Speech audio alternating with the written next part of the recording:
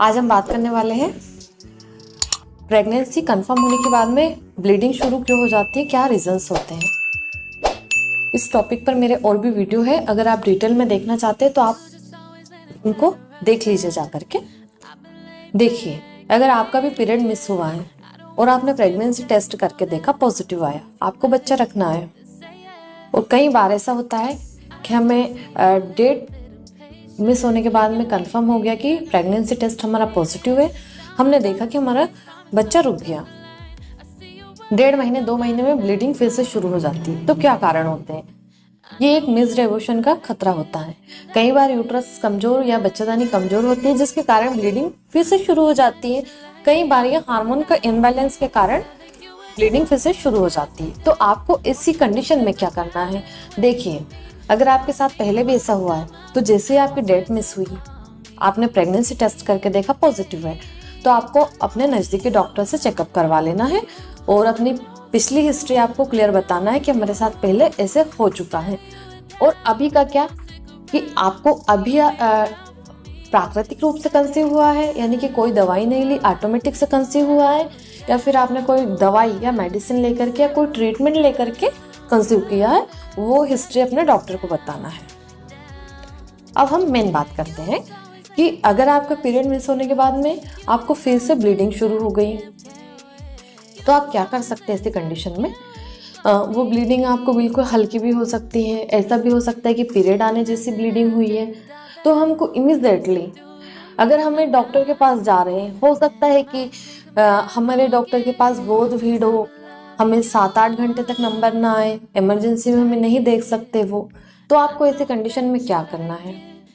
आपको ये चेक तो हमें करवाना ही है कि बच्चे में धड़कन आई या नहीं आई। कई बार हल्के फुल्की ब्लीडिंग होती है, फिर से बंद भी हो जाती है और हमारा बच्चा स्वस्थ रहता है। कई बार इतनी पीरियड जैसे ब्लीडिंग आपकी आ जाती है और हम मेडिसिन दे करके उसको रोक देते हैं, फिर भी हमारा बेबी एकदम ठीक होता है, उसमें कोई परेशानी नहीं होती है। अगर आपको थोड़ी बहुत ब्लीडिंग भी हुई है, 2-4 बूंद, या पीरियड आने जैसी ब्लीडिंग शुरू हो गई है, तो आपको इमीडिएटली तो अपने डॉक्टर को दिखाना है, कंसल्ट करना है डॉक्टर से।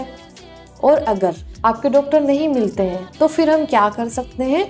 आपको इमीडिएटली, अगर पेट में दर्द भी हो रहा है, तो आपको टेक्साकाइन MF टैबलेट लेना है, जो किस टाइप की दिखाई देती है, 250 mg की। एक टैबलेट सुबह, एक शाम को खाना है। 3 दिन के लिए आप इसको ले लीजिए।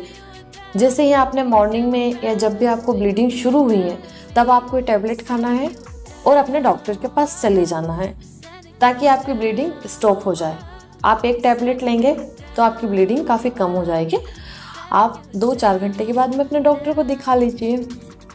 अगर आपके डॉक्टर 2-3 दिन तक नहीं मिल रहे, तो 3 दिन तक आपको इसको कंटिन्यू लेना है। आपकी ब्लीडिंग इससे रुक जाएगी, ठीक है। फिर जब भी आप अपने डॉक्टर को दिखाएंगे, सोनोग्राफी करवाएंगे, यानी कि अल्ट्रासाउंड आपको करवाना है।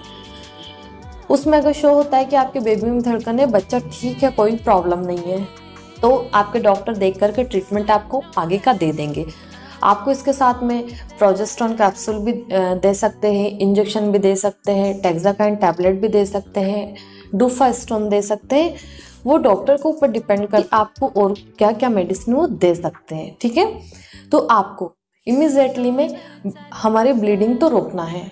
कई बार हमारा बेबी सेफ होता है और ब्लीडिंग शुरू हो जाती है, तो हमें ये खतरा या ये रिस्क नहीं लेना है कि जब तक हम डॉक्टर को नहीं दिखाएंगे तब तक हम कोई दवाई नहीं लेंगे। देखिए, अगर हमारे बेबी में धड़कन नहीं है, हमारा बेबी खराब है, तो फिर तो आपको आगे की प्रोसेस करना ही है। या तो आप DNC करवा सकते हैं, जिसको कि हम डायलेशन इनक्यूरेटेज बोलते हैं, या फिर आपको डॉक्टर मेडिसिन के द्वारा भी आपका करवा देंगे, आपको फ्री कर देंगे, ठीक है। और अगर हमारे बेबी एकदम ठीक है तो डॉक्टर आपको आगे की मेडिसिन लिख देंगे, जैसा भी आपको और आपके डॉक्टर को ठीक लगेगा वो वैसा कर सकते हैं।